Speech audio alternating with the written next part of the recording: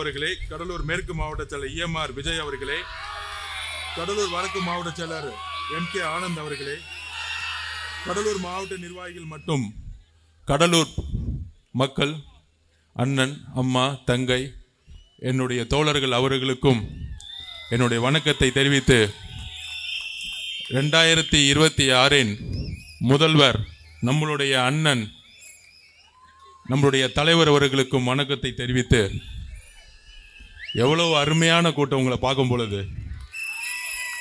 உங்க முகத்திலேயே தெரியுது இந்த உணர்ச்சி, இந்த சிரிப்பே ஆட்சி மாற்றத்திற்கான ஒரு பெரிய பாசிட்டிவ் எனர்ஜியா இருக்கு.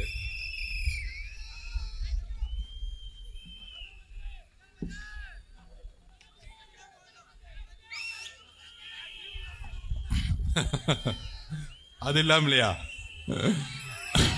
அதாவது இன்றைக்கு நம்மளுடைய கடலூர்ல இருந்து தேர்ந்தெடுக்கப்பட்ட சட்டமன்ற உறுப்பினர், நம்மளுடைய கொள்கை தலைவர் அஞ்சலை அம்மாள் அவர்களுடைய நினைவு நாள்.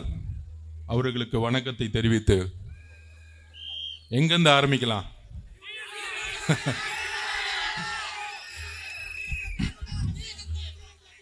அதாவது நமக்கு கொள்கை தெரியுமா அப்படின்னு புதுசா ஒரு புறப்பகண்ட ஆரம்பிச்சிட்டாங்க. காமிப்போம். இன்னைக்கு இந்த 5 வருஷத்தோட கடைசி நாளாச்சு அப்படின்னு சட்டமன்றத்தை பார்த்துட்டு இருந்தேன். அந்த யூடியூப்லாம் போட்டுட்டு இருந்தாங்க. அது என்னன்னு தெரியல. திமுகவுடைய முதலமைச்சர் ஸ்டாலின் சார் அவர்களுக்கு ஒரு மனநோய் வந்துருச்சுன்னு நினைக்கிறேன். ஒரு பெரிய மனநோய். சட்டசபைலாம் எப்படி இருந்துச்சு? அண்ணா அவர்கள் இருந்தாங்க, புரட்சி தலைவர் எம்ஜிஆர் இருந்தார்கள், அம்மா இருந்தாங்க, ஒரு கலைஞர் இருந்தார், நல்ல விவாதங்கள் நடக்கும். இன்னைக்கு எப்படி நடந்துட்டு இருக்குன்னா, ஒன்லி ஃபர்ஸ்ட் ஒரு நாளுக்கு முன்னாடியே பேமெண்ட் அடிச்சிடுறாங்க. அடுத்த நாள் என்னென்னலாம் பேசணும், முதலமைச்சரை பத்தி, தாம் பிள்ளைய பத்தி, இவர்களே அவர்களே, அப்படி ஆயிடுச்சு இப்படி ஆயிடுச்சு, தமிழ்நாடு மாறிடுச்சு, சொர்க்கம் ஆயிடுச்சு, ஒவ்வொரு வீட்லையும் தேன் ஓடுது, பால் ஓடுது. என்ன சட்டமன்றம் அது? நேரலையும் ஒளிபரப்ப மாட்டாங்க. புகழ்றது மட்டும்தான் வெளியே வரும், சேனல்லையும் யூடியூப்லையும். ஏன்னா அவங்கள பார்த்து யாரும் கேள்வி கேட்டுறக்கூடாது. கேள்வி கேட்டுறத பதில் சொல்றவங்கள வெளியே வராது. அப்படி இருக்கும் பொழுது இன்னைக்கு எழுதி வைத்துக் கொள்ளுங்கள் முதல்வர் அவர்களே, இந்த 2026 பிப்ரவரி 20 கடைசி சட்டமன்றம் தான் உங்களுடைய குடும்பத்துக்கு. இனி எந்த காலத்திலும் முதலமைச்சராக உங்க குடும்பத்தில் ஒருத்தரும் தேர்ந்தெடுக்கவே மாட்டாங்க. இதுதான் உங்களுடைய குடும்பத்தோட கடைசி நாள். எழுதி வச்சுக்கோங்க வரலாற்றுல. நாங்க ரொம்ப மக்கள் தெளிவா இருக்கிறாங்க. சந்தோஷமா இன்னைக்கு கிளம்பிட்டீங்க. உங்களுக்கும் சரி, உங்களுடைய மகனுக்கும் சரி, கடைசி நாள் இன்னைக்கு சட்டசபையில ஒரு முதல்வரோட ஒரு இன்சியலோட வந்தது. அப்ப கொள்கை தெரியுமா நம்மளை பார்த்து கேட்டாங்களே. நான் ஒன்னே இந்த கடலூர் மண்ணில இருந்து கேட்கிறேன். 1921 ஜீவோ போட்டாங்க. கேஸ் சர்வே மூலமா எந்த அளவுக்கு சோசியல் ஜஸ்டிஸை நிலைநாட்டின ஊர் நம்மளுது. 1951 முதல் அமெண்ட்மெண்ட் தமிழ்நாட்டில் நடந்துச்சு. எதற்காக? நம்மளுடைய சமூக நீதி பாதுகாக்கப்படும் பொழுது, நம்மளுடைய ரிசர்வேஷன் பாதுகாக்கணும்னு ஒன்று நடந்துச்சு. அதுக்கப்புறம் அம்மா ஜெயலலிதா அவர்கள் 69% பாதுகாக்கிறதுக்காக போராடி அதை நிலைநாட்டினாங்க.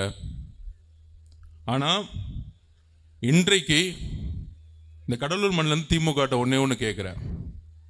பீகார்ல 2023 கேஸ் சர்வே பண்ணிட்டாங்க. அந்த கேஸ் சர்வே மூலமா, சாதி வாரி கணக்கெடுப்பு மூலயமாக எவ்வளோ பெரிய டிஃபரன்சஸ் இருக்கு. ஏழ்மையா இருக்கக்கூடிய சாதிகளுக்கும் அரசாங்கம் செல்லக்கூடிய ஸ்கீம்ஸுக்கும் எவ்வளவு வித்தியாசம் இருக்கு, திட்டங்கள் எவ்வளவு வித்தியாசம் இருக்குங்கிறத கண்டுபிடிச்சாங்க. பீகார்ல நிறைவேறிடுச்சு, தெலுங்கானால பண்ணிட்டாங்க, கர்நாடகால பண்ணிட்டாங்க. அண்ணா வழியில் வந்த திமுக ஏன் கேஸ் சர்வேவை கையில் எடுக்கல? இதுக்கு முதலமைச்சர் இன்றைக்கு பதில் சொல்லணும். ஏன் எடுக்கலன்னா, சாதிவாரி கணக்கெடுப்பு நடத்திட்டா இன்றைக்கு உண்மையான கணக்கெடுப்பு தெரிஞ்சிடும். தலித் தோழர்கள் அவங்களுடைய கணக்கெடுப்பு என்ன, பிற்படுத்தப்பட்ட சமூகத்திலிருந்து வந்தவங்களுடைய கணக்கெடுப்பு என்ன, ஓபிசி மக்களுடைய கணக்கெடுப்பு என்ன, இந்த உண்மையை வெளியே கொண்டு வரக்கூடாதுதான் திமுகவுடைய எண்ணம், முதலமைச்சருடைய எண்ணம். இது முக்கியமா நான் பதிவு பண்றேன். அனைத்து கட்சிக்கும் இந்த கேள்வியை கேட்கணும். முக்கியமா திமுக கூட்டணி இருக்கக்கூடிய கூட்டணி கட்சிகள் சமூக நீதியின் அடிப்படையில் உருவாக்கக்கூடிய கூட்டணின்னு சொல்றாங்களே, 5 வருஷமா ஏன் தெலுங்கானால நடத்தினாங்க? காங்கிரஸை பார்த்து கொஸ்டின் கேட்கிறேன். தெலுங்கானால வந்து சாதிவாரி கணக்கெடுப்பு நடத்தினாங்க. ஐயா ராகுல் காந்தி அவர்கள் வந்து அதை நடத்த சொன்னாரு. இன்னைக்கு கர்நாடகாவில் நடந்துகிட்டு இருக்கு, மேற்கு வங்கத்தில் நடந்துட்டு இருக்கு, பீகார்ல நடத்தியே முடிச்சுட்டாங்க. இதெல்லாம் செல்வ பெருதும் கேட்க மாட்டாரு. இன்னைக்கு எல்லாம் சட்டசபையில் அவர் தான் முதலமைச்சர் ஆவாரு, அவர் தான் முதலமைச்சர், அவர் காங்கிரஸ்ல இருந்து முதலமைச்சர் ஆகணும் வாயில வரவே மாட்டேங்குது காங்கிரஸ் தலைவருக்கு. அப்படிப்பட்ட தலைவர்கள் இன்னைக்கு காங்கிரஸ்ல உட்கார்ந்துகிட்டு இருக்காங்க. ஆனா பக்கத்து ஊர்ல எல்லாம் சாதி வாரி கணக்கெடுப்பு நடத்திக்கிட்டு இருக்காங்க. ஏன்னா அந்த அரசு உண்மையாக மக்களுக்கு நல்லது செய்யணும்னு நினைக்கிறாங்க. அரசாங்கத்தினுடைய ஸ்கீம்ஸ் திட்டங்கள் எல்லாம் ஏழை அடிப்பட்ட மக்கள் இருக்கக்கூடிய செல்லணும்னு நினைக்கிறாங்க, ஒடுக்கப்பட்ட மக்களுக்கு செல்லணும்னு நினைக்கிறாங்க. ஆனா திமுக அரசுக்கு சம்பந்தமே இல்லை.